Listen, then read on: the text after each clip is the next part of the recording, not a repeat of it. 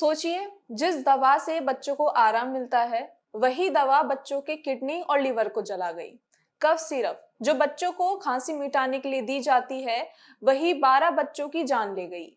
मध्य प्रदेश और राजस्थान में अब तक 12 बच्चों की जान चली गई है, लेकिन तमिलनाडु की लैब रिपोर्ट्स ने सारी सच्चाई खोल दी है।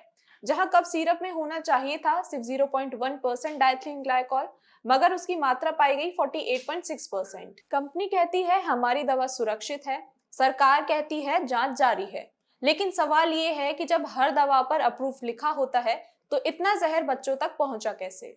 अब तक छोटे छोटे 12 ताबूत उठ चुके हैं, लेकिन एक सवाल जिसका अभी तक किसी ने जवाब नहीं दिया है, आखिर दवा जहर बनी कैसे और इसके लिए जिम्मेदार कौन है? जांच एजेंसी, कंपनी या सरकार? आप भी अपनी राय कमेंट बॉक्स में लिखें, और अगर आपके पास भी ऐसे कफ सिरप हैं तो उनका उपयोग तुरंत ही बंद करें और अपने स्थानीय स्वास्थ्य विभाग से जानकारी लें।